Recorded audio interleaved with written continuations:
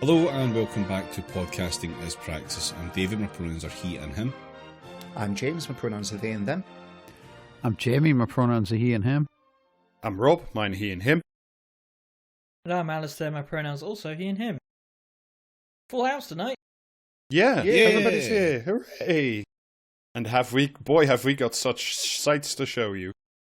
Yeah, the excitement is all downhill from here, because Rob told What a me week. what we're doing. Yeah, what a day, what a glorious day. Shall we just start proceedings? To die glorious on the Fury Rochdale. Yeah, exactly. Yes. Let us start exactly there. Just for those of you who might have missed a day of wild excitement and very forensic politicking. Labour dropped its support for Azhar Ali, its candidate in the Rochdale, sorry, by-election. Starmer, of course, called this a, showing that he was taking decisive action against anti-Semitism and so on and so forth. Of course, this was after they spent all weekend briefing that actually it wasn't so. Yes, it might have been anti-Semitic. This was an incredible bit. Actually, I'll just quote it in full. They sent out Nick Thomas-Simon, who's apparently a shadow minister of some variety, who told the BBC's Radio 4 Today programme Azhar Ali had fallen for, quote, an online conspiracy theory and that he understood the gravity of the offence that had been caused. So, it's fine to be anti-Semitic as long as you fall for an online conspiracy theory. I'm sure this... Wait a minute, Rob. What's this I'm hearing about a mural from 2016? No, that was the most. Oh, sorry, that was different. That was different. Yeah, that was very Did deeply a shadow different. minister come out and support then? Because, you know what I mean? You've got to have the support of the Shadow Council. Otherwise, you'll never rule the fucking 12 Kingdoms or some piss. I don't fucking know. You're the one that plays Warcraft. You tell me what it's about. Jeremy Corbyn was corrupted by the fucking crown or whatever. What was it he actually said or did? Ali said that October 7th was an inside job by Israel, which is wrong. Let's be real. Clarification required urgently. Yeah, okay, cool. Yeah, basically, that was before the weekend. That was the stuff, that's the casual online conspiracy that you get sometimes. So what did they rig the fence with Semtex? Where they did the same contractors that George Bush hired go? Or? No, basically they just gave the entire IDF the day off. Right. Okay, that's just so stupid. I mean, it's profoundly fucking stupid, yeah, but... So Labour have binned this guy and he's off doing, fucking Loose Change 2 on YouTube now or something. Yes, but it took them how long? A full weekend. A day and a half? Yeah, because they first sent Lisa and Andy out to campaign for him. It would have been funnier had they sent Ed Miliband, who is just it's Labour's so biggest fucking... bitch. It's so fucking funny, right? This is literally the funniest way that any of this could have played out. If the recording of him saying all this shit about October 7th, that comes out, they sack him off, distance themselves from him, whatever. It's a fucking by-election in an election year. Who gives a shit? Even if Labour did or didn't win it, it doesn't fucking matter. But they've left it 2 days for everyone to go, hang on, this fucking stinks. Why haven't you sacked him when you guys are the anti-Semitism hunters extraordinaire?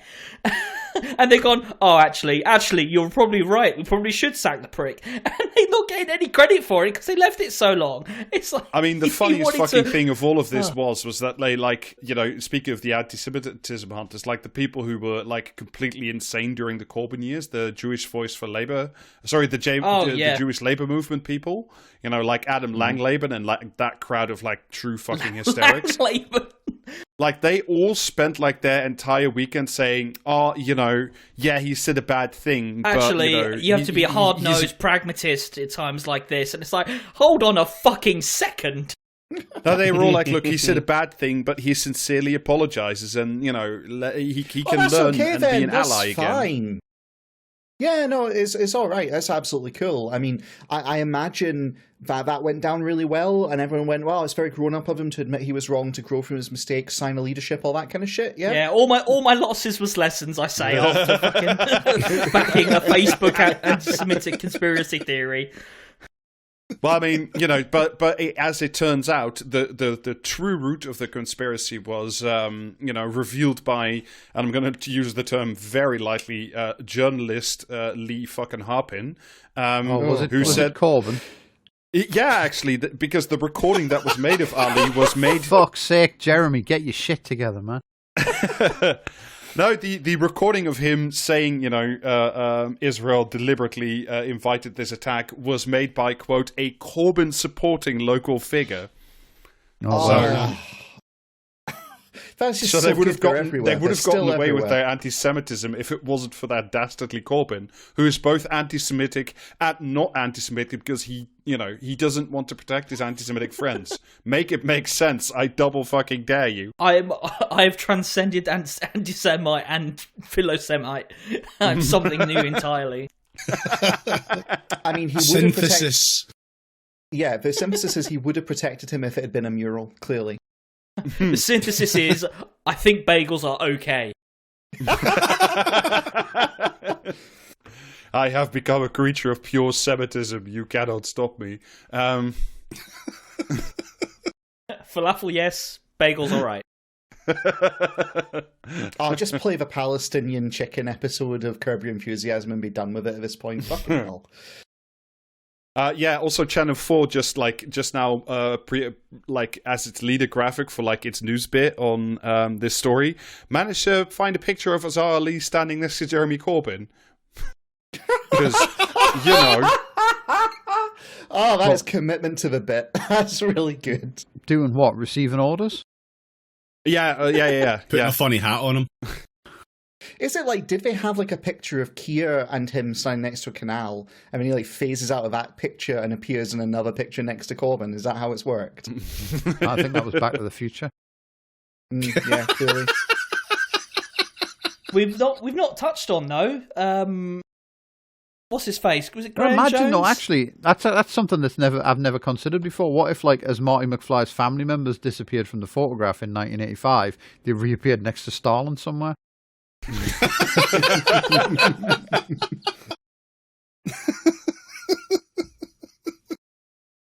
Marty, we have to go back. Western Europe has fallen to communism.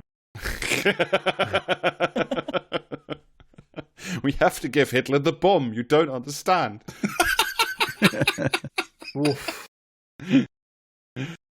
Anyway, so Ali has now been suspended from the Labour Party, so even if he does end up winning in Rochdale, he'll sit as an independent next to, Kate Ozenbor and a whole bunch of other people who are now, apparently all the same these days. Of course, will he be voting independently, do you think, Rob?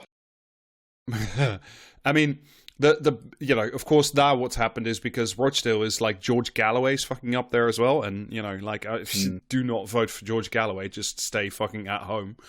But yeah, they had The Guardian had an amazing quote about all this from stay indoors. It's for your own personal safety. Do not think about the hat. Yeah, if you hear two deep honks from the sirens, it means George Galloway has his guns out and he can't. Yeah, if you hear the sound of spurs, don't investigate. Under no circumstances are you to leave the house at high noon. None. Never. Stay indoors for your own safety. At most, put out a small bowl of milk outside your door.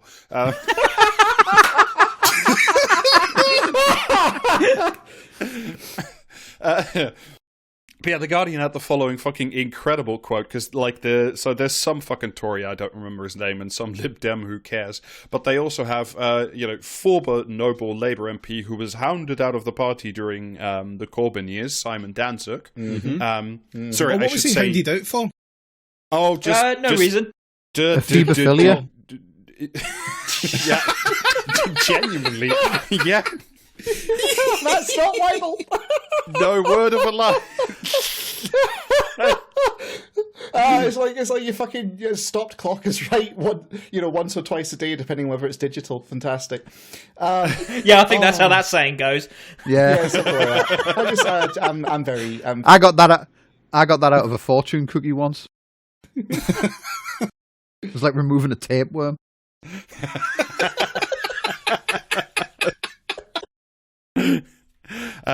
But yeah, like quote the Guardian. Writing job. A local Labour insider said that some activists will seriously consider throwing their support behind Simon Danzig, the disgraced former Labour MP for Rochdale, who was suspended from the party after sending inappropriate messages to a teenager. Quote, Simon may be the best way of keeping George Galloway out, a source said. It's between the devil and the deep blue sea. So, it... You could also, once again, top tip from this podcast, not vote. Stay at home. Lock your doors. Yeah, avoid George Galloway. Exactly. But if you don't vote, you'll get put in a camp with all the other disgusting queers and minorities, and I hope you enjoy that. I will. Yeah. Yeah, it sounds great. As long as I don't have to listen to fucking, do you know what I mean? Vote blue no matter who cunts on the internet. What these libs don't understand is that I'll be at the camp first, so I get to choose the top bunk. Yeah, that's true. Yeah. They're fucking up. They haven't taken your rationality into account. Yeah, David, therein lies their problem. You talk pragmatism, but they never think about the real details. But if you wanted some really top grade political analysis, we return once again briefly to the Guardian, and this time it's Helen Piss, she of the Andrew 20-man pizza saga. Oh, for fuck's sake! Are we going to hear about some fire in belly here? Are we? No, actually, the exact reverse. I'll just read you a little bit. This Milk is her of magnesia in belly.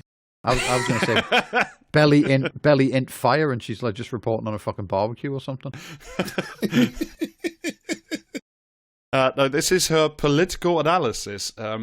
Thousands of people will probably still vote for Ali, not out of any personal loyalty or adherence to the same conspiracy theory that Israel was in on the 7 October attacks, but because most people do not pay much attention to any political news. If they vote, they do for a party and not an individual. Wow. During a two-day visit to Rochdale last week, The Guardian encountered as many constituents who were unaware there was a by-election as those with a view about the contest. But here's the winner paragraph. This is nothing against the people of Rochdale. Outside Westminster, most people no longer listen devotedly to Radio 4's Today programme or buy a daily newspaper. With so much streaming entertainment, they aren't glued to the daily news. Oh my fucking word! Get a real job, Helen.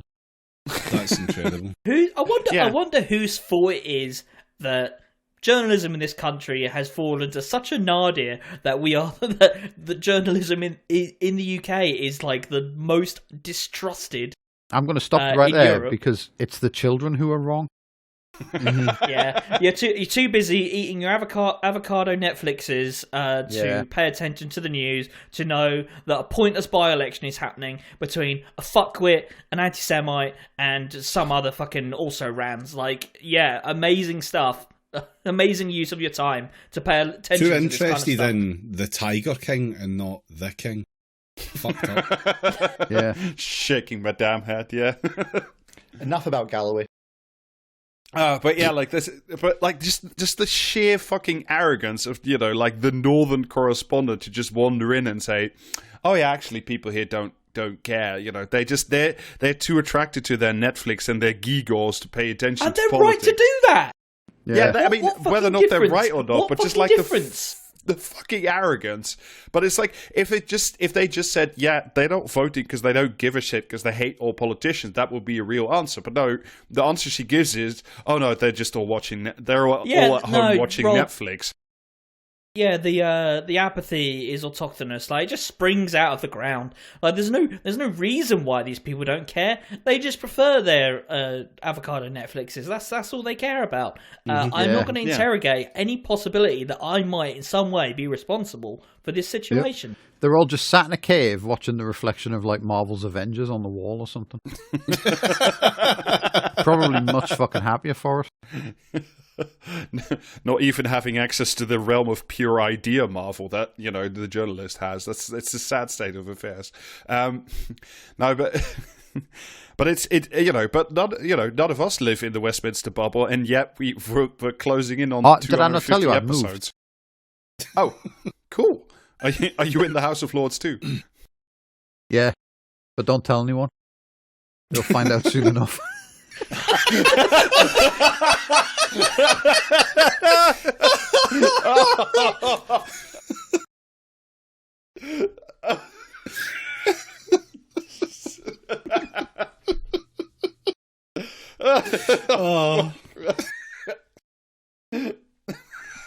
Rob, can we talk about like how all of this has happened before and all of it has happened again? Yeah. Let's talk about some cycles of eternity. Like half an hour ago or some shit, Labour binned another candidate. Yeah, Graham Jones, MP. Yeah, but he's a piece of shit anyway. I don't care. Anyone who stands for Labour's a piece of shit. So, but it's the reason why is fucking incredible because he referred to Israel as fucking Israel, which, like, fair enough. And also, not really anti-Semitic, because, like, whatever. But, like, it is very funny that Labour has turned the word Israel, or the words Israel and Israeli, into, like, a magic spell you can cast on yourself by saying them that expel you from the Labour Party. I would encourage the PLP to go further. One weird trick to get them to stop sending you those fucking emails. Fucking emails is Dancing with Fire there, Alistair. That's awfully close. It's lovely. I'm you so can't happy spell that this keeps Ishmael without nah, that doesn't. Yeah, no, but he was like with one any of the. luck, they just fully fucking double down on this shit, and then at the time it gets to an election, they just actually have no candidates to stand. Yeah. Finally, it is a Luke Akehurst moment to run as MP for the entire country. Yeah. Just because he was at the back of the Spiral firing squad. When David wished on the Cursed Monkeys poll that he wanted to nuke the country, I don't think that was quite what we were going for. Because this is what I'll take, though. yeah, exactly. Firmer measures are just needed sometimes. It's important. Mm-hmm. So I assume everything else in Labour's going fine. Oh yeah, no, we're spending a lot of money on the environment. Rats. No, we're not anymore. Nope. Womp womp. I mean, we weren't going to fucking vote Labour, and I hope nobody listening to this was going to fucking vote Labour, but, like, it is incredible scenes that, like, again, to the people who aren't watching Netflix because they're too stupid, according to Helen Pierce, but, like, what is this for now? I mean, we've asked this like a billion times, but at this point, like now, when even like the journalists have woken up to the fact of like, oh wait, this is actually really quite piss, isn't it? Oh, actually, I've got something for this. I was out doing my usual comment or commentariat search and found an article by Cheryl Jacobs, a favourite of comment or commentariat, who unfortunately will not feature this week. Because I would like to read you an excerpt of one of her articles now. Oh, please do. The Tories' economic record is obviously indefensible. Remember, this is the Telegraph. Sadly, for the British people, however, it does not follow that Labour is then a lesser evil. Far from it. A vote for Labour would propel the country even further down the road to national bankruptcy. This is not because Starmer is plotting an unfunded spending spree. Ironically, the threat that Labour poses to the country lies in the fact that it has shifted too far the other way. I love my forensic economic competence. It does me so many favours. favours. Telegraph is going after you for not spending enough money on the environment. That's really pure vibe. Okay, that's really. Have you really considered good. that the down-to-earth voters of the Red Wall don't need 28 billion for the climate? They need fire and garden.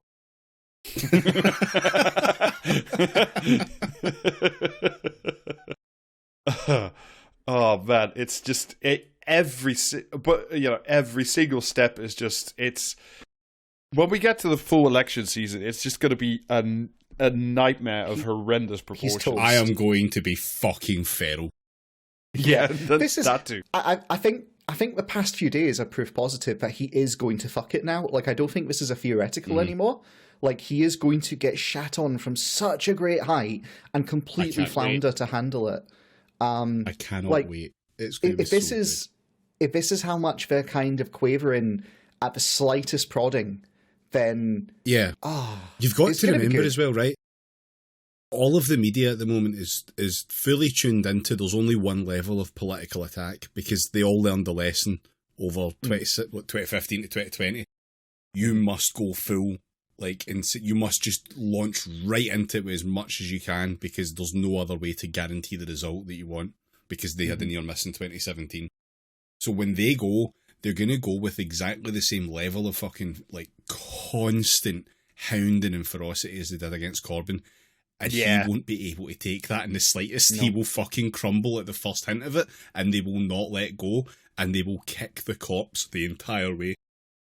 I think they're not going to be able to help themselves because one of them, ideally, what's going to happen, I suspect, is they'll look at the Tories' percentages and go, we don't want it to be that lopsided, and they'll just do a little. They'll try to do a little well-mannered kind of let's nudge Labour down a bit. But like you say, David, they've only got one setting now.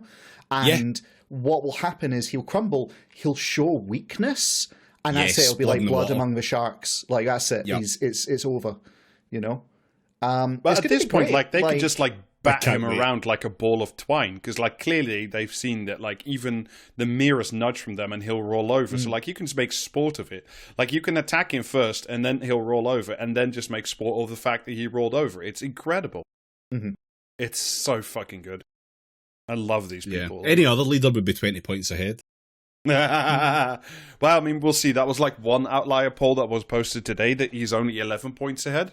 So, single polls and polls in general. So, who was that? That wouldn't happen to any other leader.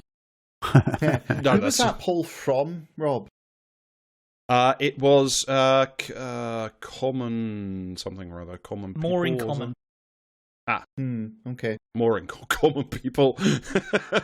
I don't know much about their methodology, so it'll be interesting to see whether that is a trend that carries on over time, which I suspect it might be because Jesus. I mean, look, if you look at the people who are running Labour now, they have had the press batting for them for the better part of 3-4 years now. I say when, the slightest amount of opprobrium they get from the press and they fucking shit themselves. They cannot comprehend any kind of strategy that doesn't just involve them shitting on slightly left-wing MPs and beyond, right? So when one of their own Ali fucks up in a completely bald-faced way like this, they don't know what to do. And seeing as they've rigged every single one of these fucking selection processes so that a clone of Keir Starmer but aged 23 with a bow tie and a briefcase stands and they say something completely insane, which is bound to happen because of how fucking many of these pricks there are going to be in the general election itself. What are they going to do? Is their polling going to go up? Yeah. Big question mark on that. Well, I mean, it's they've created by design, what they've created is a party entirely consisting of superstructure. They just wanted an elite cadre party, and then, and the journalists. We have created a monoculture party, by which I mean everyone is Keir Starmer. Yeah, but specifically, like, they wanted to have like a party that was ruled from the center by Starmer and the leadership's office and a couple of like freaks from Labour HQ, and with no base and no support. So now, like, their only support, which they thought they could grab onto and keep, was in the press, and obviously, whoops, they thought they genuinely thought that they could like keep the press on side. I think they genuinely It turns out when you put all your eggs in a basket being held by like the most capricious asshole you've ever met in your life, it may or may not end up being that you end up with no eggs. Yeah. All of it is incredibly funny, and quite frankly, we'll just be here laughing like hyenas, because that's what else are we gonna do? This is what they were kicking and screaming and shitting the bed and throwing the toys out of the pram for like 5 years, 4 years, 5 years for this. This is what they wanted. They're back, baby. It's what they wanted this entire time. The adults back in charge. They're not the right adults. Yeah, they genuinely thought. I think the fundamental problem is they genuinely thought that they would be well received, they'd be welcomed, it'd be their turn, and all this kind of stuff. And they can't analyse that the only reason Tony Blair got anything approximating a soft ride is he actually had tremendous leverage. Like, there was a reason that Tony Blair also had like a genuine offer. Like, he was a piece of shit, but like in '97, before the whole thing turned very sour, like there were some genuine material things that he did, offer and followed up on. But that's what I'm saying, Rob, is like in '97 there was far more of a left tendency and presence in the country, and Tony Blair was like, I'll sell that out, and they were like, yeah, okay, whereas that doesn't exist now. So yeah, but he only did it after. Like, if you like, he kept like fucking Prescott around forever, for one, who was like not a great leftist or anything, but would have been removed by Starmer 12 months ago. Yeah, but that's the thing. Like, he had to, like, he sold out as much and as hard as he could as people were willing to take. Whereas now there's nothing. The threat has been dealt with. They've done their job. And that's the thing. Like, I'd almost say to you, they've been too good at tamping down the left. Because now, like, Capital kind of looks at it and goes, well, there's not actually a left opposition. So what is the point of you? Like, you're not here to keep a lid on the left anymore because you've successfully done that. And it's gone even if we dispose of you. So what use do we have of you, Mr. Starmer? And these motherfuckers don't get that. Like, I don't think they quite understand that structurally they're kind of in that position. And by knee-jerk grabbing the wheel back and, like, hurtling the car off a cliff, they condemn themselves, and they don't see. They do not spot that this is going to rebound and go to the Tories. Okay, but Capital is going to regret getting rid of him when they need to draft a memo. Hold a meeting, perhaps. Well, I mean, the great saying, of course, carrying is, Capital's printer. That's it. That was the perfect description of Keir fucking Starmer and the rest of them. Well, I mean, like, when the gods seek to punish us, they give us what we've always asked for. It's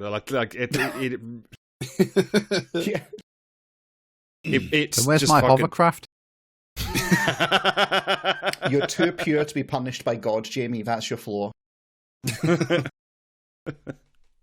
Well, I think we've all had a bit. Don't worry, society will do all the heavy lifting, though. Yeah. Anyway, shall we swiftly move on to our main topic for this evening? Is it something funny? Are we just going to laugh like hyenas for the next hour or so? No. What's that? I'm sorry, connection's a little bit shit right now.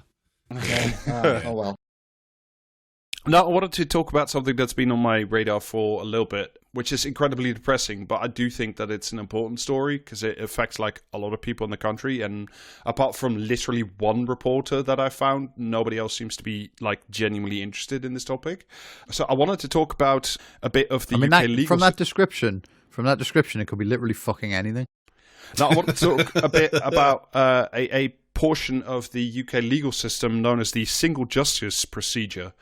And before I start talking that sounds like something involving mechs. You know what I mean? Yeah. I mean, it does involve like when the Godzillas are running just a little 2 amok. Some guy picks up a phone and says, "Deploy the fucking single justice procedure," or whatever it was he fucking said.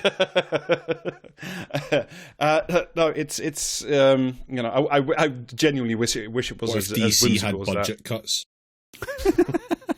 To my head, it's more like something that Judge Dredd says to his sidearm to load a new round. It's that's much closer, I would say, to what just shoots a fucking single justices in your area. I'm just picturing the lawgiver firing like a little fucking scroll that like bonks someone on the head, and then they're like compelled to read it for 10 minutes. Yeah, that's why I fire myself with every week before I prepare the show notes on this podcast. At last, turning the lawgiver on himself.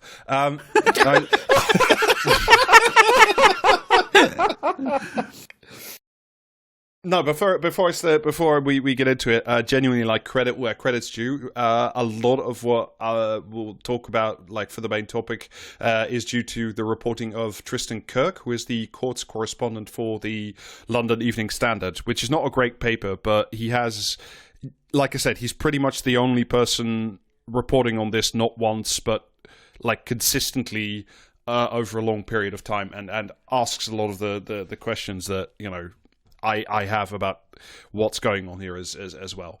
So basically, just as a sort of an introduction, so on previous episodes, we have talked about the UK court system in general, and especially the criminal courts being completely underfunded and overstretched. Specifically, we did a really good praxis chat with Hannah Webb about legal aid in July of 2022 by now. So if you want to listen back to that one, that's more on the legal aid side of things. So to alleviate this overburdened system, in 2015, through what was then the Criminal Justice and Courts Act, we now have what is known as the single justice procedure in England and Wales. Because Scot law is different, it doesn't exist there, and I'm gonna law doesn't exist in Scotland, is what I'm hearing. Exactly, yeah, it's true. Yeah, I mean, and that would involve Scot Paw, which is that's why forbidden prescriptions on are free. So the basic idea of the single justice procedure is that these are minor, victimless crimes with no risk of anybody being imprisoned, and they can therefore be sped through the system. The examples are like, you don't have a ticket on the train, you get a fine from, I don't know, whichever rail company.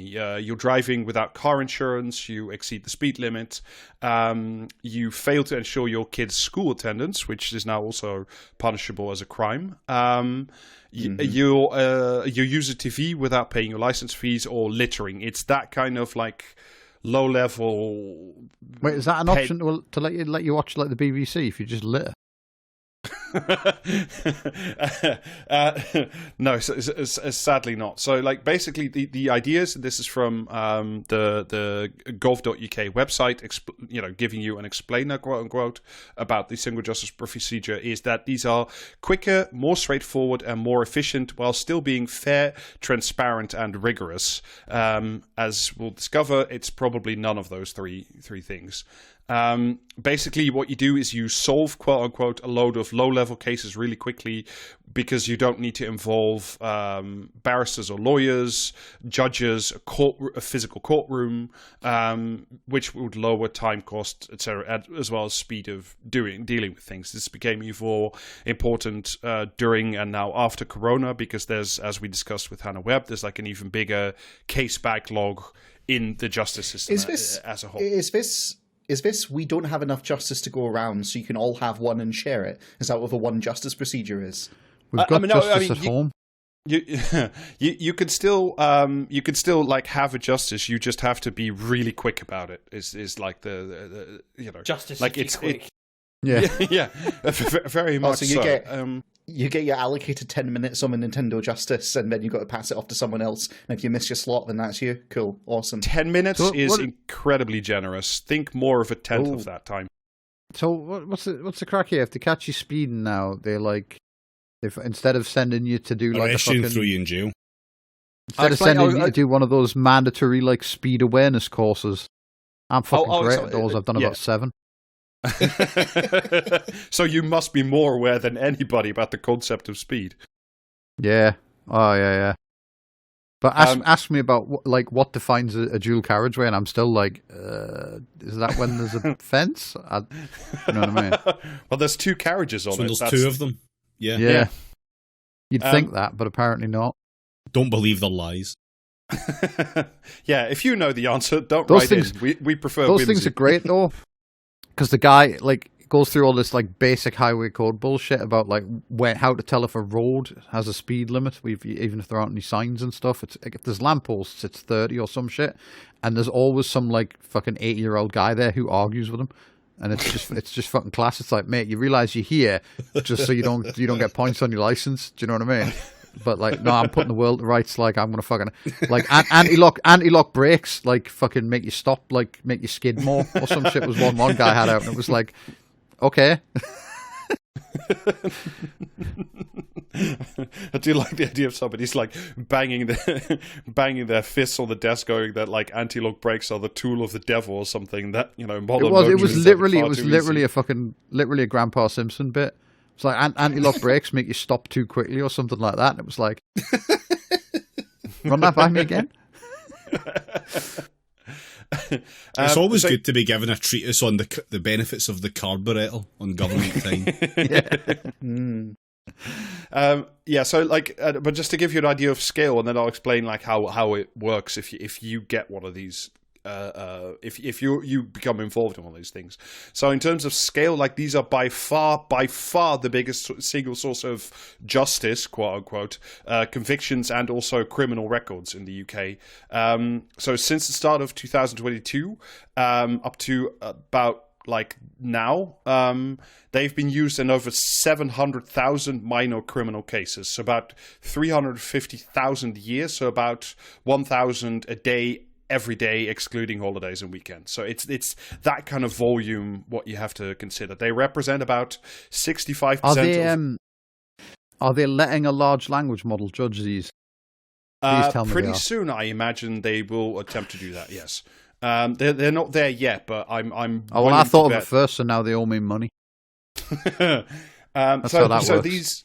These single justice procedures represent about 65% of all magistrate court cases, which is like the lower court where lower level, like petty crimes are dealt with. It's where you don't have a jury and stuff. Anyway, for a full talk about that, listen back to the interview we did, the Praxis chat with Hannah Webb.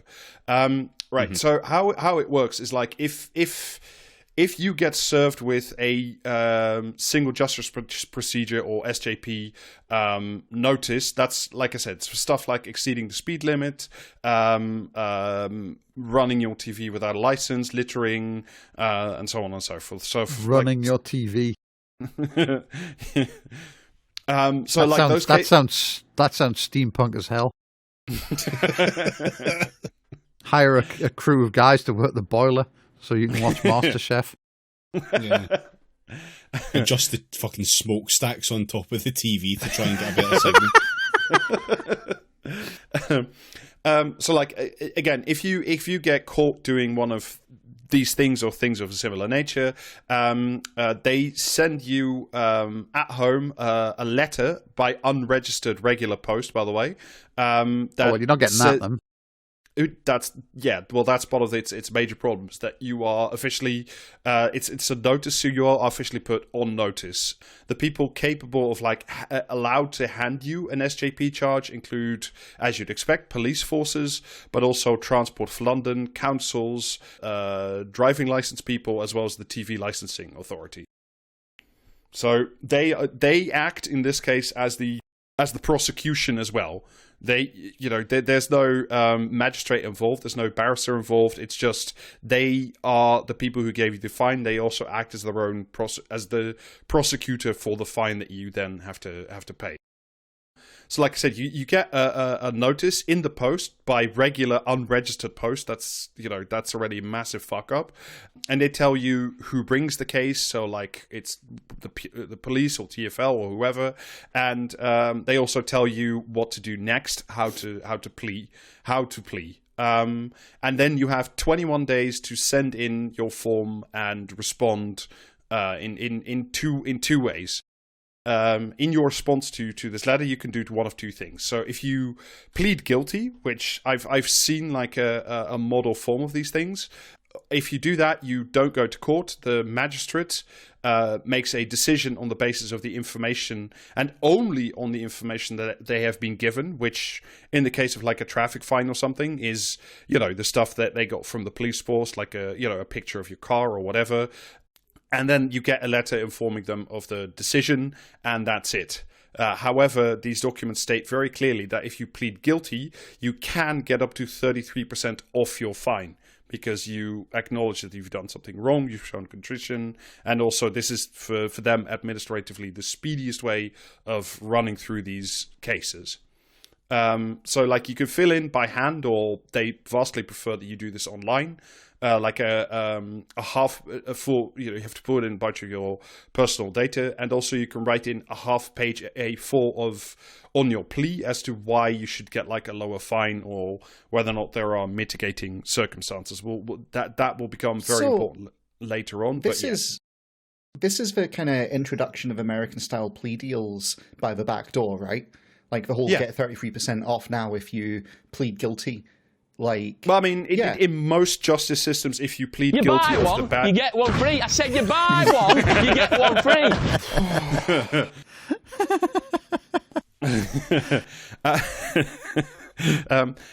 Essentially, but like all in most countries, countries, for the national anthem. I mean, you're right, James, but like in most cases, that like in most countries and most cases, if you plead guilty, they do, even in like if you sit like before a proper like judge or a jury, pleading guilty does tend to render time off. Yeah, so it's but like not when they're doing it as an incentive to avoid you getting justice. Yeah. Like that's the qualitative difference, because in America it's like they're so styled out. They're like, right, okay, if we take you to court, if you make us take you to court, we will throw everything we have at you. If you cut a plea deal and just accept your guilt, citizen, then we will give you a little less punitive than we're capable of doing. And that's kind of what this is. Like, it's not a case of you've shown sincere contrition and admitted culpability, and therefore, there's less need for corrective like punishment. It's not that at all. So. No, it's much more coercive than that. I fully agree with you there. So, although even if you do plead guilty, you are still allowed to like go to the actual courtroom. But you can go there and like tell the sitting magistrate like your side of the story, and then they may or may not take that into account. The other thing is you can simply say I plead not guilty, and then you just go to court, and it turns into like a normal, regular magistrate court case where you do, like, you could probably get legal aid. I mean, probably not, 'cause it's the UK, but it just turns into a normal court case. You have escaped the single justice procedure, basically. However, there's also, and this is the most important bit, there's also a secret third option that's not on the piece of paper you get, which is, what if for some reason you don't respond within 21 days? Again, like, these letters are sent by unregistered... Sorry? Is it a drone strike? Well, it's not as unpleasant as that, but it's certainly not very good. So, like, these like I said before, these letters...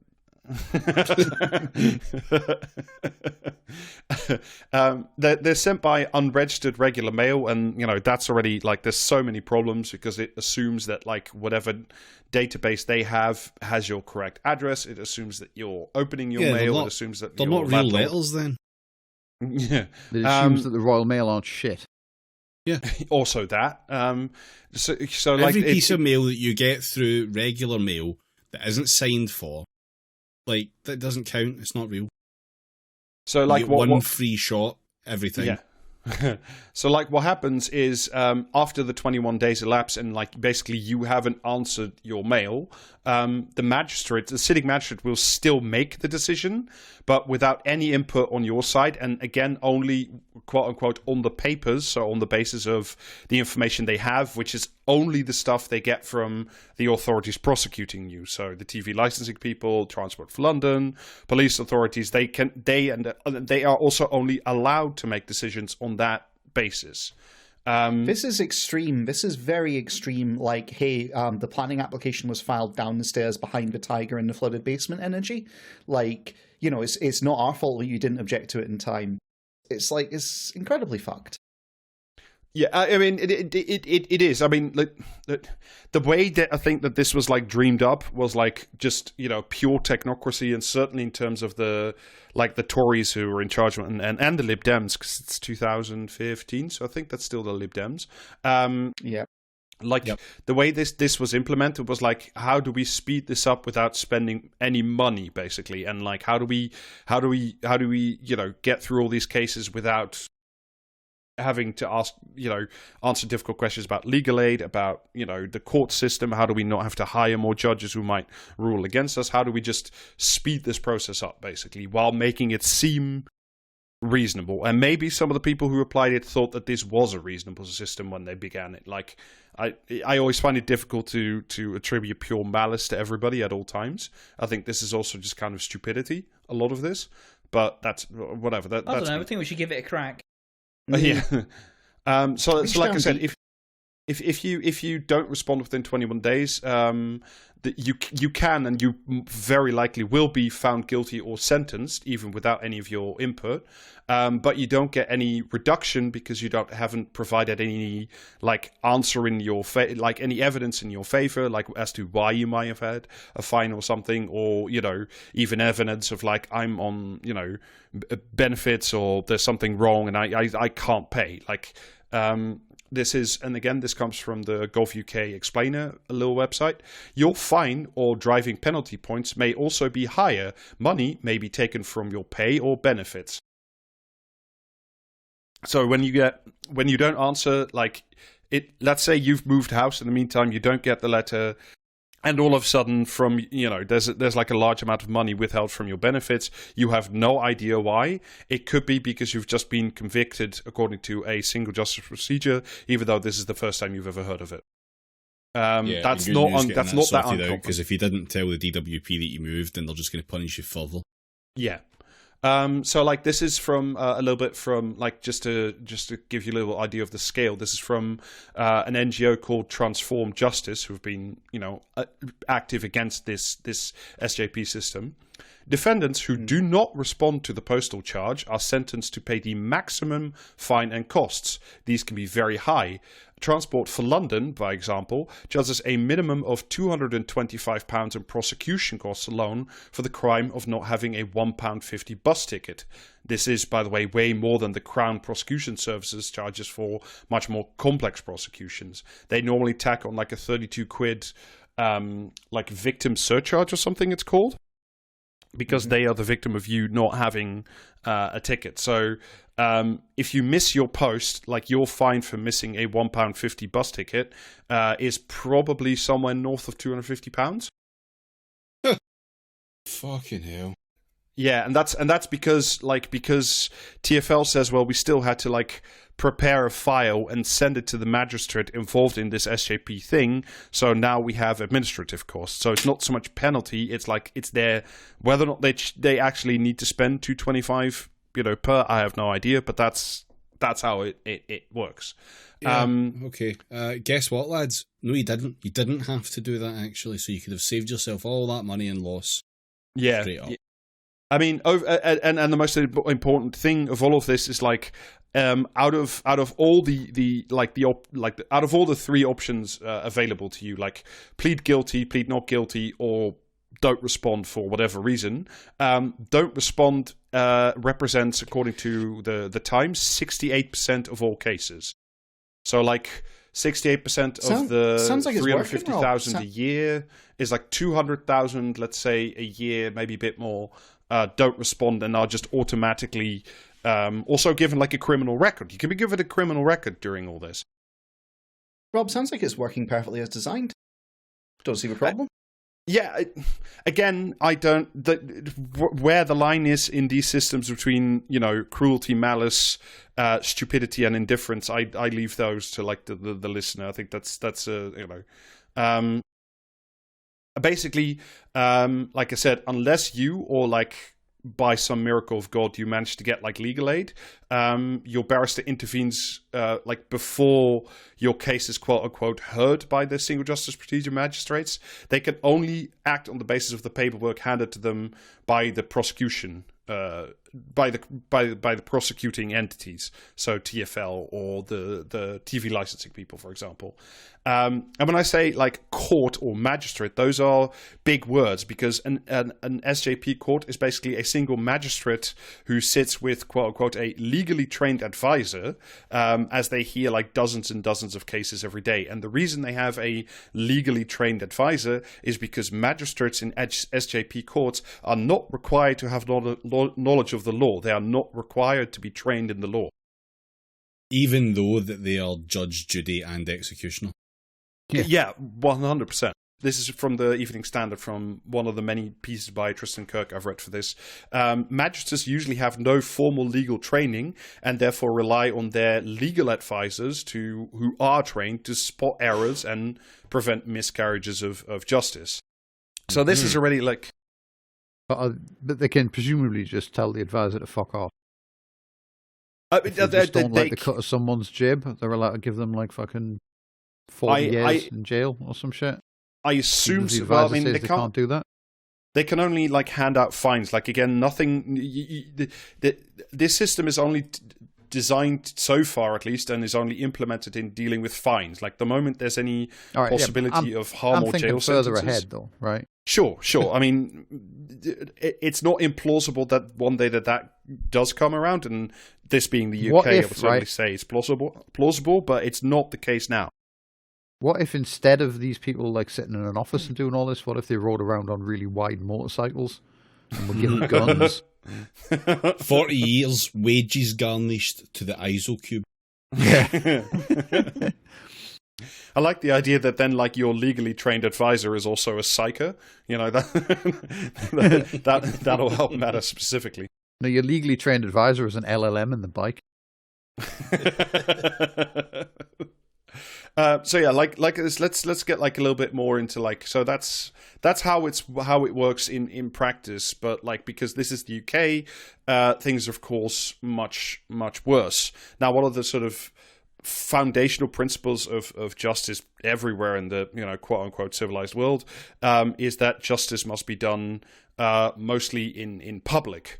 You know, like you are citizens and certainly journalists are supposed to have some level of access to courts to check whether or not, you know, not that there's many court reporters left, but, you know, in a sort of theoretical way that, you know, you can check. And the single justice procedure does provide for that. They send to all court reporters that are left in a given area what I can only assume is like a giant list of small cases that will be handled during that particular day. So like you get like a big fuck off list, either daily or weekly, of these are the cases in question. And if Tristan Kirk has written like evidence to Parliament about this as well, if he says, I want to follow this case, he has to like send an email to the court officer who will then like provide him a link to the proceedings, because all of this is done through Zoom. So you can only attend as a journalist on Zoom. Which means that technically speaking, by the law, this is not like a closed, secret, hidden court system. But in practice, it means that like most like normal courts already have some restrictions on reporters attending sessions for like obviously reasons of influencing juries and all of that, put in course of justice. So a lot of like court reporters and courts aren't really used to having this. Also, according to the Evening Standards, and Tristan Kirk himself, who like has not frequently not gotten case lists from North London magistrate courts where he, you know, the area in which he reports. That's not because they don't want to send it to him, but like he has also noticed that like on the CC are like a number of his colleagues who no longer have the job or have moved on. So like, while in the letter of the law, this might be a public courtroom that can be inspected by, members of the media. Again, assume they are of good faith and so on and so forth. But in practice, it means nobody turns up, and like even if you did, the court is like not really well equipped to let you in as a journalist. They're basically saying, "Hey, listen, it may have been downstairs in the flooded basement, but you could have dialed into the Tiger." Like pretty much, okay, yeah. But it does allow, ministers, when asked questions about this, to be able to say, look, according to the letter of the law, you are allowed. And then most people stop asking questions. And then the first bit I wanted to talk about specifically, because it's some stuff that we've talked about before, is what happened during the corona pandemic. It was hugely ramped up and expanded in spite of concerns that people being wrongly prosecuted and convicted in a system with reduced legal oversight, which was especially important during the lockdown rules, because there was a lot of, A, because the government wanted ambiguity and vagueness around this, and B, because it was hard to track like week to week what were the actual rules and how many people were you allowed to associate with, and were you allowed in the pub, under what conditions, and so on and so forth. So quite, this got some follow up afterwards, but like during Corona, at least 100 COVID lockdown quote unquote rule breakers were tried under this SJP procedure in total secrecy, without the courts or the Ministry of Justice ever even bothering to inform the media or the public. Now, again, in these specific cases, because they were about, the government set some rules, but it's always up to the courts to like set the limits on what is the actual rule, and what happens in cases of exception, and what happens in extraordinary circumstance. Except now, if no one was, A, no one was informed, and B, I don't think anybody would like reasonably argue that it wasn't in the public interest to not do this in like a magistrate open court, even with the COVID restrictions. Because if you remember, this was like, you remember people got like £10,000 fines for holding a party, quote unquote, in their house. Like, you remember that stuff? Mm. Like, they got these fines through this SJP without a test of court. And I would argue that certainly that should have been heard in court, so like the judicial system could have ruled on what constitutes a party, all that stuff, basically. So even though it was designed for like these low-level common crimes with no massive public interest, like you getting a speeding fine is not very interesting to the general public, but this stuff very much is. Specifically the one that we talked about before, where there were 6 people arrested under these lockdown rules, and then tried under SJP during the Sarah Everard vigil. If you remember, that's when the famous picture of the Met cracking down on the women who were protesting because several of them had gotten murdered by an acting police officer. And of course, like I said, like I was just arguing, was their prosecution at the vigil, which received massive media interest, not of interest to the public? Like, I don't think there's a single argument that can be made, apart from if you want to railroad these people into a miscarriage of justice. Yeah. Which is what happened. So one of those convicted, one of the 6, a woman called Diana Al-Obeid, this is from the Law Society Gazette, she was convicted under the SJP despite not even receiving a notice, so she didn't get the post. It's not that she didn't open it or like was not capable of opening it. She simply didn't get the letter, and she only learned that she had like been convicted and now had a criminal record by the journalist Tristan Kirk when he rang her for comment because he saw her name. Otherwise, she would not have found out she had a criminal record for being at the Sarah Everard vigil. Fucking hell! Like, which is wild in any like plausible circumstance. This is like, that's insane shit. Like there's no. Rob, it's clearly justice, actually. Otherwise, it wouldn't be called the justice system. And speaking of lack of oversight, this isn't just because the government would, of course, say, look, it was COVID and everything was difficult and da-da-da-da.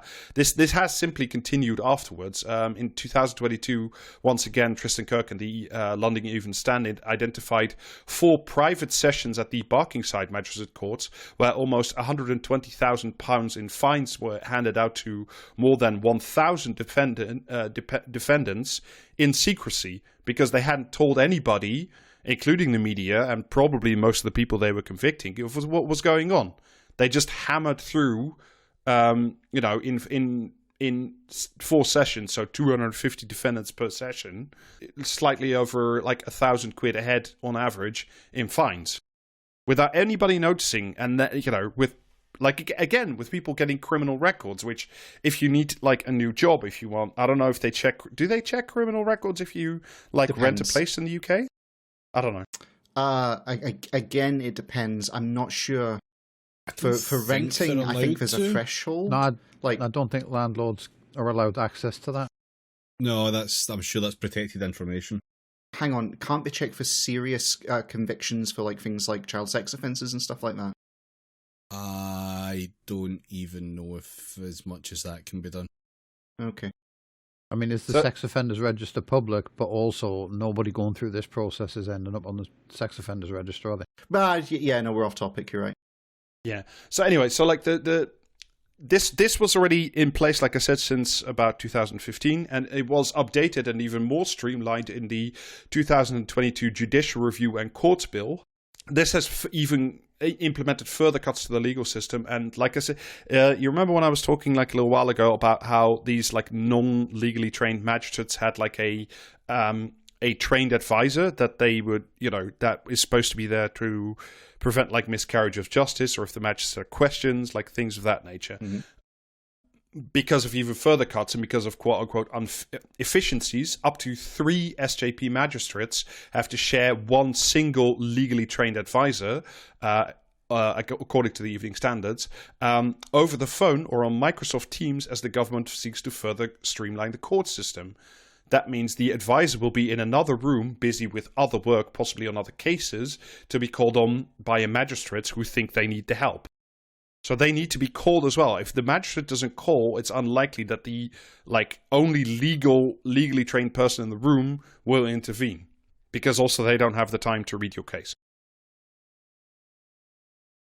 The cuts get even wilder because now, since this 2022 bill, those magistrates also frequently don't have anything like literally like a secretary or like a court reporter or anything. So now they have to in the whatever online portal, justice.gov or whatever, they have to put in the sentencing into the system themselves. So if you have a 6-year-old magistrate, quote unquote, who's not computer savvy, putting in cases and judgments and does a typo, you're fucked, because there's nobody checking it anymore. That it's now completely automated, the rest of that. Well, that's fine. You're saving money. Yeah, I mean, we love when the taxpayers' money is saved. That's a good thing, actually.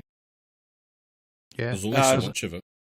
Think of all the Toblerones you could buy from the pound shop with those extra savings. So again, according to Transform Justice, up to a third, so 100,000 minor cases a year, will be the only ones who have a physical court hearing. So 2/3 will be on a quote-unquote totally online court, which have no humans involved apart from this overworked magistrate. A totally online court is when people post about bounties on Blue Sky. Are they doing these in the metaverse? Court. Please tell me they're doing these in the metaverse. I mean, and if you're curious about what does that mean on a practical level, so the MOJ did a pilot of this new quote unquote streamlined, more efficient system, which again from the Evening Standard and Tristan Kirk. The MOJ's own pilot of this new system revealed magistrates were aiming to convict and sentence defendants in under 90 seconds, with legal checks were conducted on just 28% of all cases.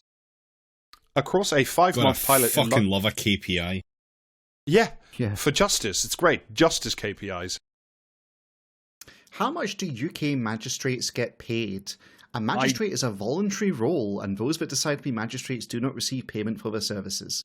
But I imagine for this you must get paid, because it's there's no way you, like, this is a full-on job. There's no way you do this, like, unless you're a, Rob, a pub psychopath. Then no one pays the neighbourhood watch, but it still exists. People just want to be fucking cops. So again, back to the Evening Standard. Across a 5-month pilot in London, legal advisors, so those are the only people trained in the law in the room, managed to carry out quality checks on just 28% of SJP cases. The Crown Prosecution Service, the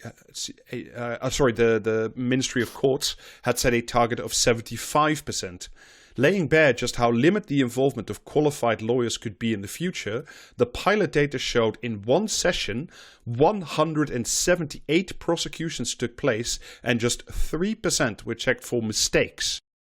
So miscarriages of justice will be like regular from here on out. Yeah. This automated system makes absolutely unless you plead not guilty, in which case you just go to a normal magistrate's court.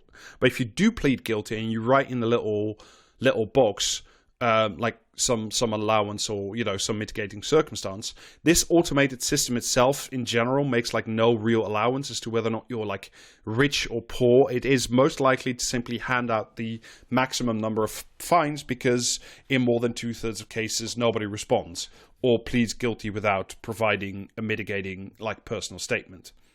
So it allows no differentiation between rich people or poor people. And, of course, what that means is if you're poor and you that are means already... It's completely fair. Yes. Because, of course, you don't have access to legal aid because legal aid has been gutted across the UK. And, is it still justice if it's only rich people that can hire a barrister for a couple hours to, fight their penalty notice on their driving license? Because those will be the only people who will receive anything resembling justice. So, that's where it's going. And I wanted to highlight, but I wanted to really take a moment to highlight one specific section of what has been, what I can only call a massive sort of generalized miscarriage of justice using this SJP system.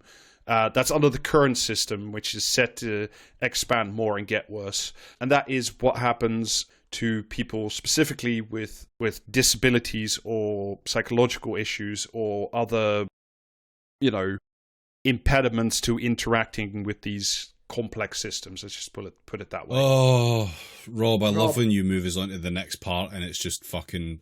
Actually, it's worse and more depressing. On the subject of worse and more depressing, Rob, I am going to break your brain here. A magistrate is also known as a justice of the peace, and they have a voluntary, unpaid role within the court system in England and Wales. They sit in on cases, hear arguments from a prosecution and defence, and will then decide on the best course of action. They are ordinary people who do not require previous legal experience or qualifications. There is a day claim rate where they can claim reimbursement for lost wages, but it's quite low. And this is volunteer, Rob. These are volunteers doing this.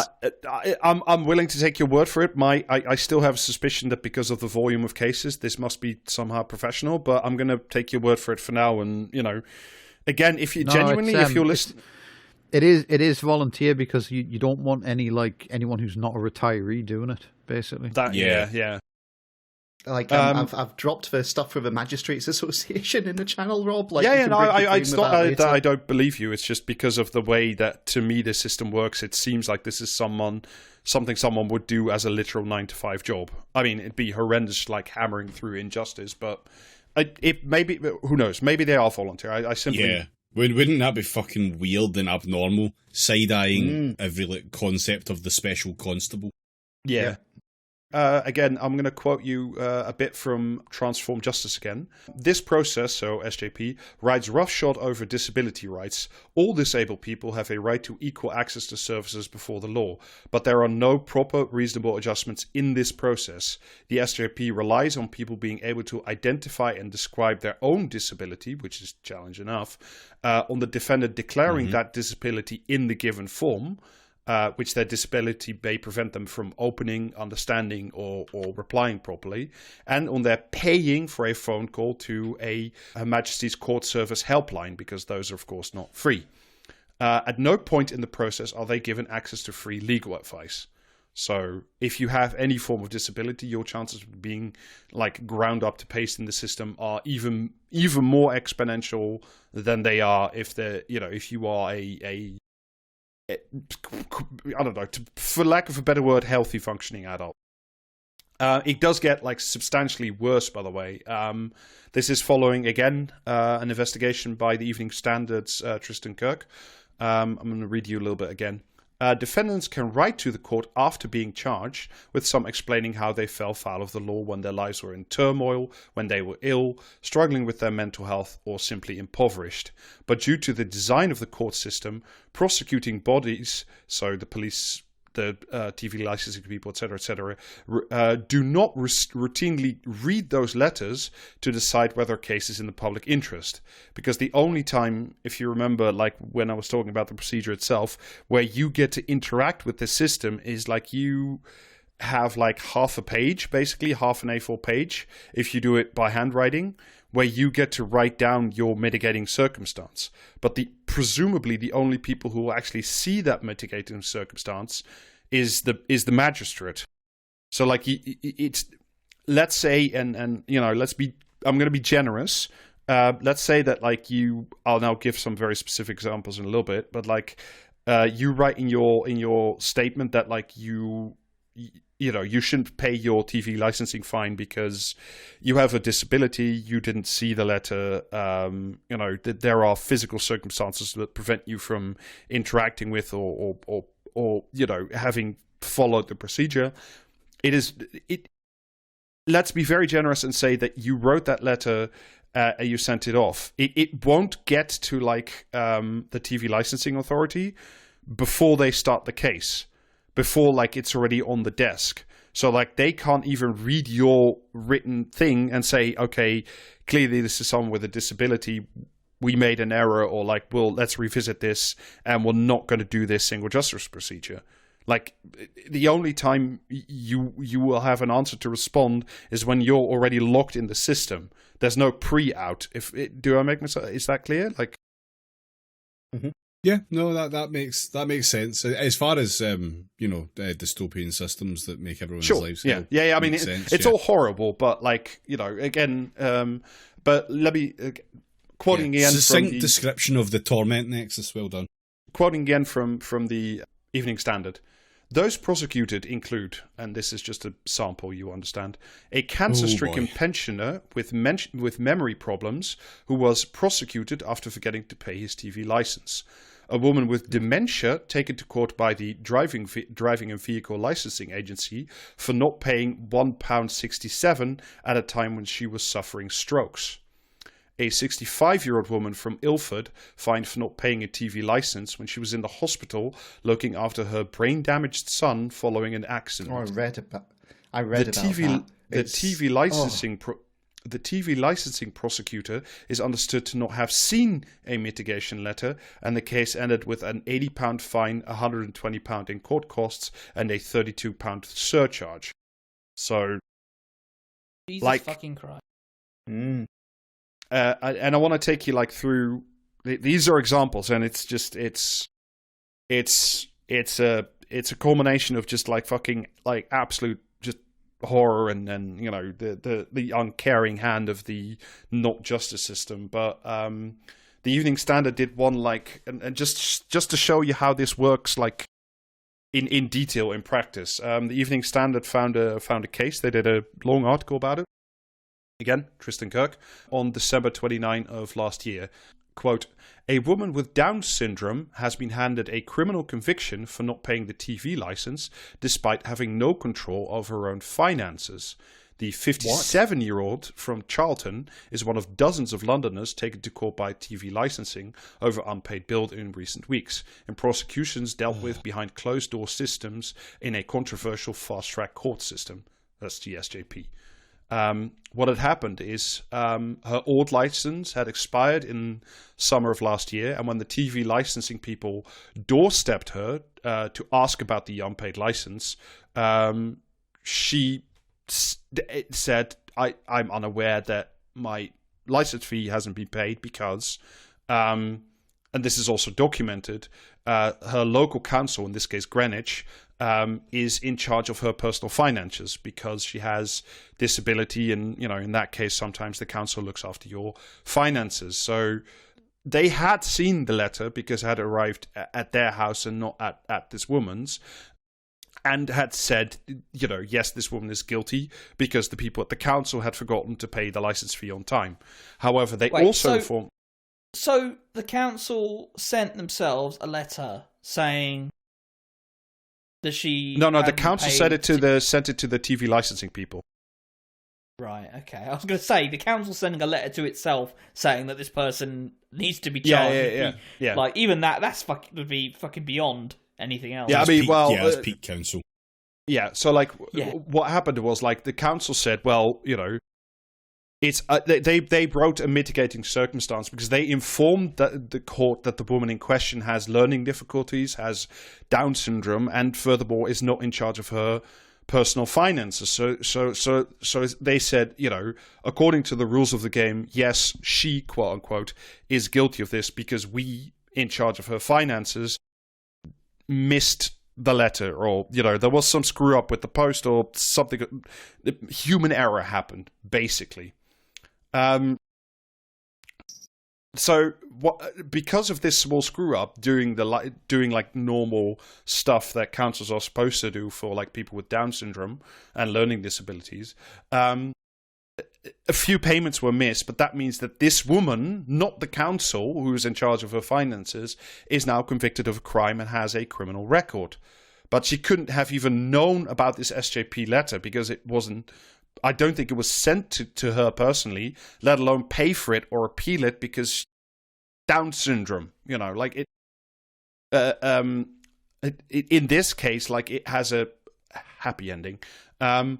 Because after this piece was published in the Evening Standard, this particular conviction was, of course, overturned because it's disgusting. But during that overturning, it came out that because, like I said, the way this SJP system works, the TV licensing people had not seen the letter from the council because that just went to the magistrate. And even the TV licensing people said, had we gotten that letter from the council, we would never have gone into prosecution because, for all the very many obvious reasons. But because none of this is...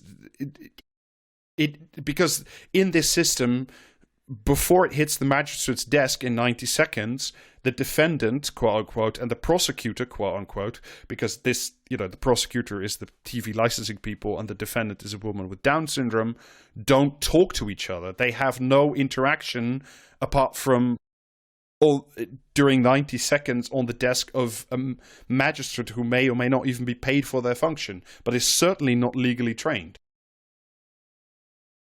Those cunts who always go on about how we live in 1984 and all this kind of shit? It's I wish they'd pay attention to this stuff. Because this is very extreme, the government is out to get you kind of stuff. In no uncertain terms. And, okay, Rob, let's say it's not intentional. It still is the net product. Sure. Jesus I mean, Christ. I'm not excusing it. I'm not make no excuses. You will understand. Yeah, it doesn't matter if it's through stupidity, through malice. It's the fact that it happens is the problem. It's a very fucking it's a very liberal trap to fall into where you sit there and equivocate over. Not that anyone here's doing that, but when people do equivocate over is it malice? Is it on purpose? It doesn't fucking matter. If the material product at the end of it is causing this kind of shit, then it's a fucked system and it should be dismantled. Of course. I have no argue with that. Of course I don't, but Yeah, of course not. I often feel that it's just setting up machines of suffering with plausible deniability, and when individual ones like this get flagged up, you make a big song and dance about, fixing that particular case, while meanwhile the mill grinds on. It's it's awful. Yeah. This is a fucked system, and it shouldn't exist. In fact, that it exists and people participate within it doesn't make them good guys. But in this specific case, right, of the woman with Down syndrome and the council looking after her money, in the broader societal thing, and whether or not things are malevolent or not, it's like, does this kind of justice, quote unquote, even serve the interest of someone like the TV Licensing Authority or the DVLA or like Transport for London? No. Like, no, this is the thing. No one wins out of this shit. Like, the TV Licensing Authority looks like a shower of dickheads for pursuing it in the first place, and the court system looks like a shower of dickheads for actually carrying it out. Because all of this was easily made available information because the council sent a fucking letter. Like, none of that is in the public interest. No one's interests are served by, like, pursuing, like, fucking the £2 fine or something stupid. Like, no, but like the thing that, like, that sort of, because none of this is in the public interest, and I would argue, like, the vast majority of all these miscarriages certainly, but even like the majority of, just whatever SJP prosecutions, if whether or not this serves like the system itself, because like, and even if you want to get justice, this poor woman, thank fuck for that. Like, someone like Tristan Kirk, who is a paid reporter for the Evening Standard, a courts reporter, and I haven't done my homework, but I don't think there's many of those left. If your case doesn't get heard or seen by someone like Tristan Kirk, you are fucked. If you're not, unless you make like a big enough stink on like social media or something, but like there's no out, there's no. In this case, the courts only intervened because it landed on, I think, the front page of the Evening Standard, which is read everywhere. So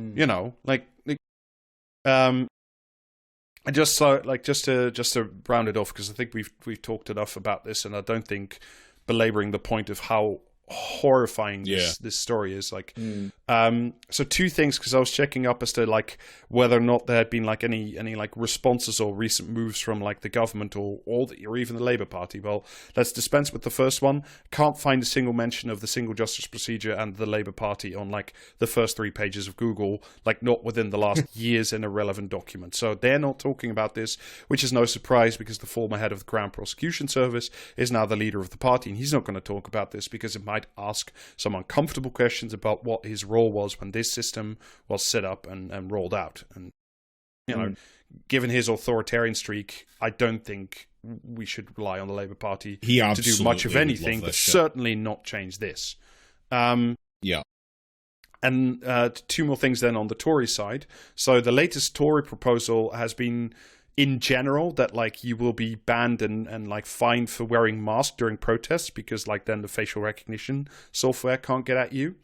But according to that as well, like you can now be arrested and prosecuted if you carry flares or fireworks at demonstrations. And the way those new rules are written, it is incredibly likely that they will be able to prosecute you for having a flare at a protest and then get you under an SJP. That's where that's going. Whether or not the masking itself will end up there as well, I don't know, but certainly the carrying of flares. And the last thing I wanted to mention, because like the example that we just talked about, as does regard the TV license. So when this whole matter came out, and it was, like I said, on the front page of the Evening Standard, and people started asking some questions, and there was a follow-up piece in the Times, etc. They asked ministers, and it's the Evening Standard and the Times, so the minister responded.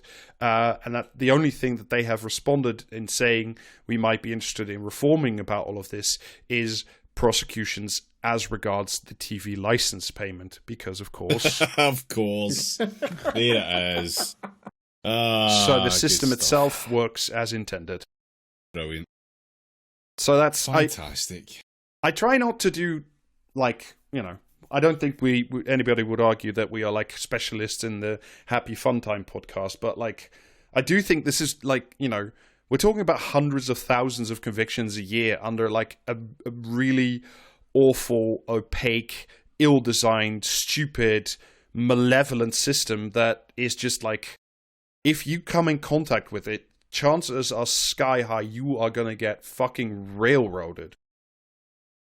Because the highest chances you won't even see the letter that fucks you over until the payments are taken out of your wages or out of your benefits, or you find out that you have a criminal a criminal record and didn't get a job that you were after, And you didn't even know. Call me cynical, but what's even to prove that the letter was posted? Well, yeah, at this that's point, a different argument, and you can try that one with the government, but all they'll do is send you another letter. Oh yeah, I know. So yeah, that's about all I wanted to talk about. Yeah, cool. I'm glad we got this month's depression episode out of the way. That's good. So you mean this week? I'll try. No. Often they're funny. Often we find a guy or something, and not fucking like the most boring format of Judge Dredd possible.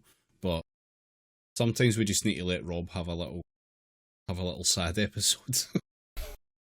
It's not I want to, mind you. It's not that I said it before on Twitter as well. we know what the fucking disease in your brain does to you. It's not. No, it's like no. That's things. not. It's that you have to. That's why you're on a podcast. It's therapy for you. We get it. No. That's not the point. That's not the point. What I wanted to make.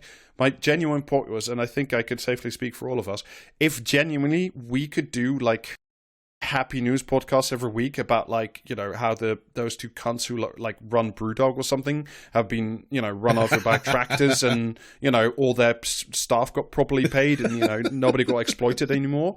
I'd love that. That would be great. Like we would. Do you imagine how happy we could all be doing like good news podcast every week? About how things in the UK are improving. But yeah, but there's only so many show trials you can carry out before you start running out of detainees. So yeah, we're gonna have to stick to laughing at the Labour Party for the next little while. I doubt our ability to do a good news podcast, but I am in favour of us like emulating and usurping Russell Howard to try. Yeah, attack and dethrone Russell Howard. Yeah. Alrighty. Now that we're on the other side of the most depressing part of the episode, let me attempt to outdo it with another depressing part in a game of comment or commentary. Hooray. But at least this is more whimsical. That's certainly not a word that should be used for it, but okay. David is well known for his whimsy. I'm sure this will be fine. Fuck off. Oh dear. Right, okay. Comment. Yeah, well done on that one. Political efforts to get people off benefits and into jobs have been pathetic.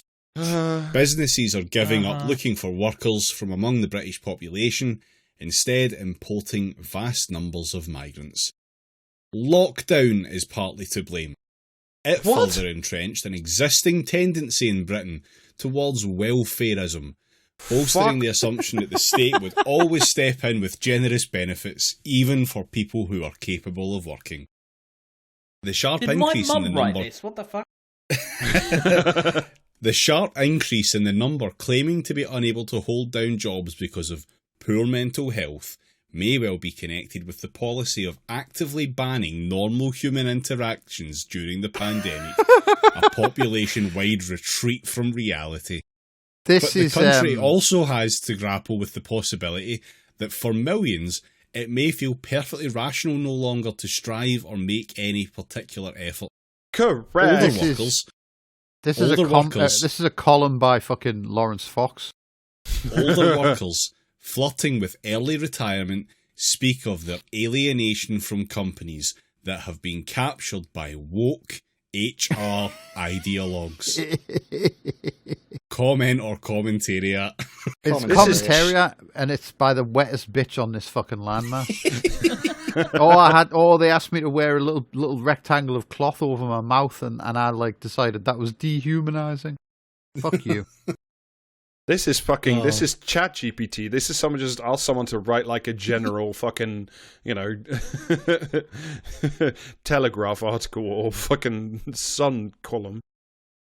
But yeah, it is commentary. The Sun, either in a fucking article or the comment section. That was commentariat. That was the Telegraph view.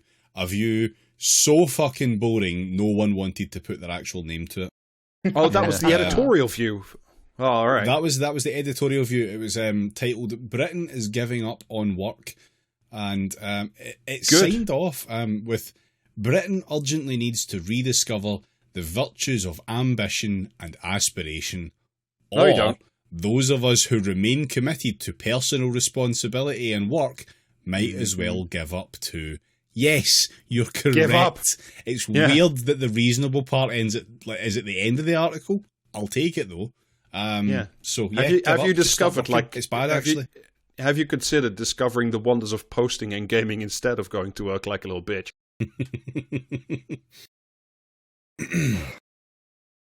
To cast Labour as faceless, disciplined, technocratic bots when the Tories have become a party of theatrical, splenetic pundits was only natural.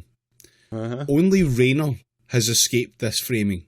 Fuck Born in a off. council house, pregnant at 16, and then a battling unionist in Stockport, she's described Clash as a, quote, unconscious bias in British society. Rayner's political enemies are class enemies. Tory sleaze merchants, Tory donor cronies, Tory scum. Rayner is not an outlier in Starmer's Labour. Nor is her story that exceptional in the Shadow Cabinet. Starmer is a never-look-back escapee from a nondescript Surrey town. Fuck Rachel Reeves off. is a comprehensive schoolgirl with a lingering memory of thrashing smug public school boys at chess championships. Fuck off. Wes Streeting's mother was born in prison. His father worked, variously, as a pub landlord, a car salesman and a minicab driver. David Lammy's rise from poverty in Tottenham Fuck off. was powered by a choral scholarship to a state-funded Church of England boarding school. Bridget Phillipson grew up in a Sunderland council house with no upstairs heating. Go fuck yourself. Morgan McSweeney's I first know, jobs in England were I on building beg sites. of you, make it stop. This is just the same thing Wikipedia all defines over an MP as... When Sue Gray, Starmer's state-educated chief of staff, joined the civil service in the 1970s, its top bosses were posh amateurs, generalists, and classic Oxbridge all-rounders. You can't say the same thing about Starmer's team. Comment or commentary. Has got Being- commentary. Being poor or working class is not epigenetic. You don't stay working class simply because you've once seen a pebble-dashed house, you fucking clown. Jesus. Oh, is this Polly Toynbee? It smells like Polly Toynbee. It smells like The Guardian. I don't think it. I don't know. I don't think No, it it's smells Guardian. like burnt toast. This isn't Times, is it, David? I don't know, I've not got my answers yet. Commentariat. Yeah, it's commentariat. That was Will Lloyd in The Times. Yeah. An article titled, Class War is Back in Fashion for Labour. Yeah, it felt less like they were building them up and more like they were sneering down at them, frankly. Yeah. So, Yeah. Manners maketh man. Also, Kingsman perforce movie. clothes. I believe the present era is the worst dressed in human civilised history. Even simple cleanliness of clothes is often lacking. People course. regularly sneer at me in my waistcoat and top hat. Of course, I don't mean dressing like a peacock is the way to go, but t-shirt, long shorts, trainers and baseball cap seems to be the whole world's preferred mode. Not forgetting athleisure wear. Call me a snob if you like, but I stand by. Okay. Comment. Okay, can I call you a commentary. cunt as well? Can I Yeah, I was about to ask that very question. I mean, this could be fucking either, really, because, like, whoever wrote it is like a godless dog fucker. There's no doubt about that. I say comment because I think it's under-edited. It's probably comment, but I want to say that it's Tim Stanley who did that immortal tweet about builders laughing at him when he wore a bow tie. Okay, that was a comment in The Guardian. Mm. I mean, you can hear the gears that have been superglued to this prick's hat. Yeah. It's a comment by the Cybersmith. Fuck. Oh, last one. Labour has calculated that this policy is a bigger liability than a vote winner. Labour knows the British electorate has long had a deep assumption that a Labour government is always likely to put their taxes up and damage the economy. The Tories know it too, which is why they trot this out at every opportunity. Labour know they will alienate some of its green-minded progressive vote by dropping the policy. But they think that's a risk worth taking. None of the above stops them implementing the policy when they win power. This is not about that. It's all about blunting the Tories' favourite attack line. Comment or commentariat. I'm going to say this is a comment. Comment, Guardian. I'm going to say this is Polly Toynbee. Commentariat. Polly Toynbee. Commentariat. That was a comment in The Guardian, and it was indeed. also a Guardian pick from the comment section. Oh, pick the bits out of my ass, you fucking cunt. Oh dear, it just never fucking fails to let down. I love the comment section there. What they've done is they've put Keir Starmer in a policy wind tunnel, and in order to ensure that he's completely electable, they are firing policies at him and ensuring that they slide directly around him. Just taking a sander to his hair just to make sure there's no lingering traces of Jeremy Corbyn's You are cabinet on now him. all picturing smooth Starmer. In one of the bits that... In one of the pieces that I read when they dropped that 28 billion green promise, they one anonymous Labour source did. Well, first refer... your monocle pops out of your eye. No, they referred it as to it as a barnacle on the smooth hull of the Labour policy platform. Yeah. Yeah, policies you see are much like barnacles, and the Labour Party and its being elected into power are much like a sailing vessel in the 18th century. Getting Starmer into the dry dock to give him a good What I'm shocking- saying is, it is filled with 600-pound weapons. It's Nice. setting sail for Nice. it's setting sail for China. We can only sell them opium still. Jesus. It's important to have a muscular manifesto, not a molluscular manifesto. Hence Starmer and all the poppies. He's just indicating that he's opening the teeth trade with China again. Oh, okay. Well, on that note, that will do us for this week, I think. Thank you very much for listening. Yeah, I know. Yeah, we can't wait to stop recording, and you can't wait to stop listening. Yeah, but so, next week is the big 250, motherfuckers. Oh, is it? Yeah, Yeah. it is. Yeah, we have nothing planned, so No. temper your expectations now.